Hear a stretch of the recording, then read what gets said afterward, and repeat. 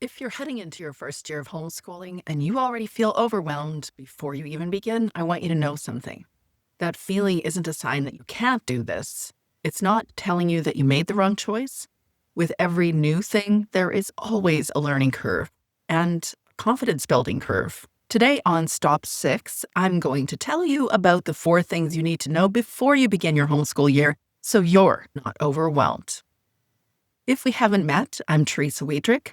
I am the homeschool life coach, graduated homeschool mom, and your newest cheerleader. I walk alongside new homeschool moms to help them shed what's not working, to meet their own needs, and build a homeschool life they can actually sustain, and one that they'll love. My family and I had done a lot of traveling in our 2 decades of homeschooling. We had just returned from our first time in the developing world into rural East Africa, and it was remarkable. Transformative even, cliche but true, it really did change our lives. But it was also a world unlike anything we had ever known, and we were carrying it with us when we arrived in London. So we're in London, we looked at the map, thought, okay, we actually have an extra day here, and we're so close to Paris. And my daughter's birthday was on that extra day, so we have to visit Paris. Now, I want you to know we are not spontaneous people. We really aren't. When it comes to travel logistics anyway. We had planned everything. Passports photocopied, vaccination schedules checked. We had a tropical pharmacy in our luggage because my husband is a physician, and that's why we were traveling, is to volunteer in a hospital. We thought we had covered every last detail. So here we are, the train station in London, getting ready to go to Paris in the underground tunnel. So it's me, my husband, 4 kids, 6 backpacks, 6 pieces of luggage. And we are feeling pretty good about ourselves. This is amazing. Here we are. We're doing this. We're going to Paris. And then the French customs agent pulls my husband aside, and we have no idea why. We are genuinely confused. He's pointing at something in my husband's bag, and we are looking at each other like, what is happening right now? It was gym equipment, resistance bands and rods. Well, the customs agent had decided with conviction that this looked like a sawed-off shotgun. It wasn't. We missed the train.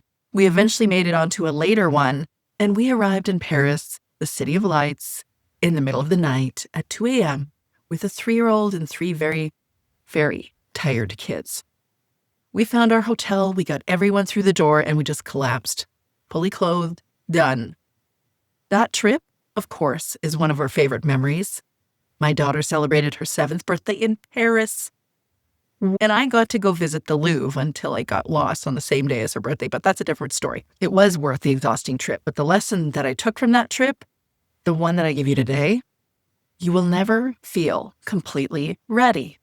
You will think you've got every detail covered, and then something goes sideways. That is not a sign that you made the wrong choice. It's just what new and worthwhile things feel like when you begin doing them. Your first year of homeschooling might feel that way. But here's what I also know after years of walking alongside homeschool moms. Overwhelm in year 1 almost always comes from the same handful of sources. And when you name them, you can actually do something about them. So that's what I'm going to do today. Share with you the 4 things that I see that are tripping up homeschool moms in their first year. Most first homeschool moms walk in carrying a picture in their head of what this thing is supposed to look like. And that picture of homeschooling usually looks a lot like school. Desks, schedules, 6 hours of structured learning, subjects at specific times, a tidy little rhythm that looks great on a planning spreadsheet. And then real life shows up. The baby needs a nap right when your older kiddo finally is getting a concept that you're trying to explain. Or one kiddo is fascinated by everything you do, and you've got another one that won't engage anything. Or the kids are trying to get all their stuff done before they can have their screens, and that feels like all they're trying to do. Or maybe you thought you'd actually be consistently engaging the teaching guide and checking off all the boxes week by week. I've learned that your overwhelm isn't typically coming from homeschooling per se. It's often coming from trying to create or recreate a school environment inside your home. But you are not a classroom. You are not a school. Your goal is to raise up or educate the child right in front of you. And that changes how you approach your kid, their learning, their resistance, and even your expectations around their learning. So give yourself permission to do less and go deeper. Make observing your kids, how they learn, and what they like to do as more important than completing learning tasks. Make play, fun, and curiosity your ultimate goals. Oh, they won't happen every day, but make those your actual goals. You need meaningful time with your kids to follow their curiosity and go at their pace. That is real learning. The second thing you need to address is a routine, but I think you know that. You want a consistent routine will make it more likely that you'll feel like you're accomplishing something. And you'll also remember, oh yeah, it's Monday. Here's what we do on Mondays. So just so you know, that does not mean that your kids remember that it's Monday. They might need a reminder. They don't know the difference between a weekend and a weekday when they're in the same home. You might need to cue them gently.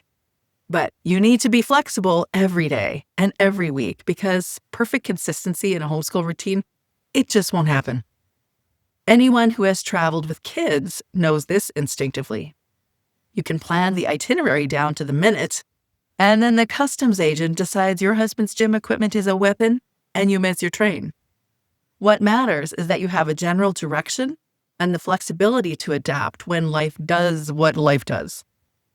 By the way, what we actually did, grab the deck of cards that we keep always in luggage and then sit on the floor of the train station with our 4 kids until the next train arrived. A rigid homeschool schedule will just set you up to have daily battles with your kids, and that will breed increasing frustration between the two of you.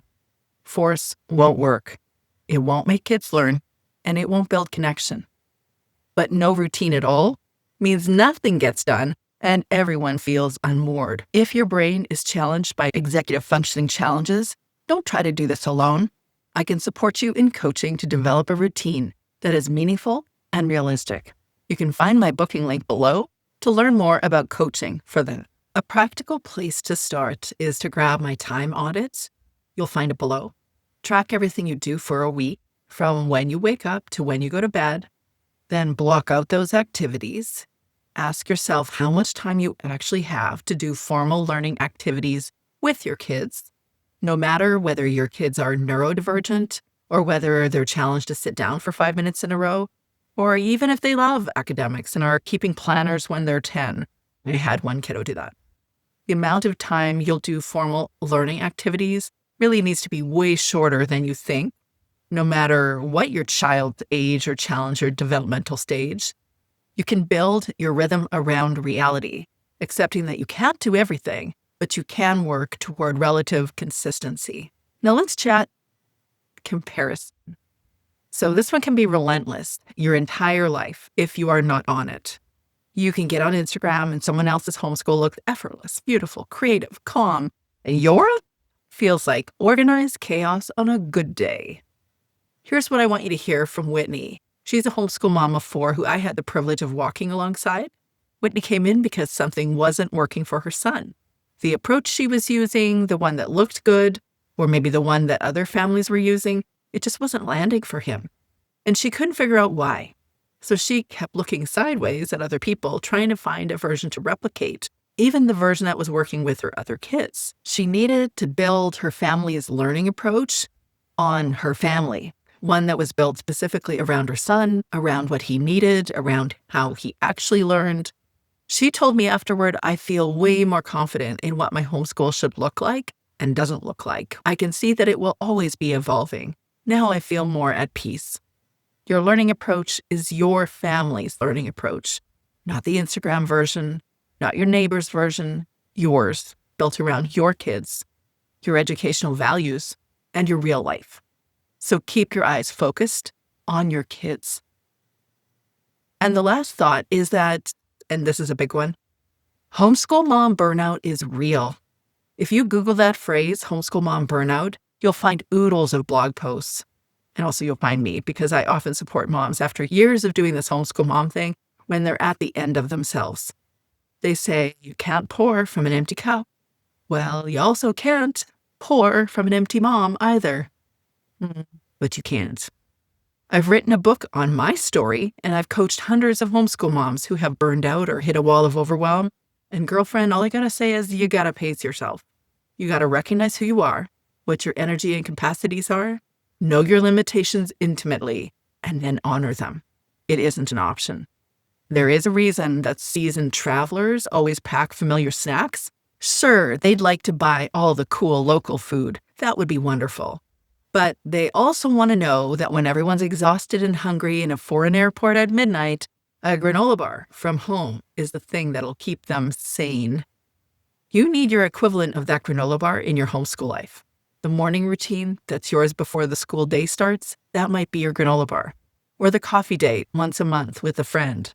Or the hard stop at the end of your days when everybody isn't finished their stuff, but they're so over it, and you're so over it, and yet typically you want to keep going because you're not done yet. You could just say, nope, we're done.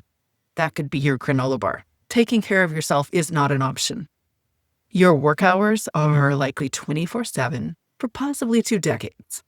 There ain't a union out there that would support those hours, but you can support yourself because you are the most important element of your homeschool, so you need to act like it. So if you're feeling overwhelmed heading into your first year, here's what I want you to walk away with today.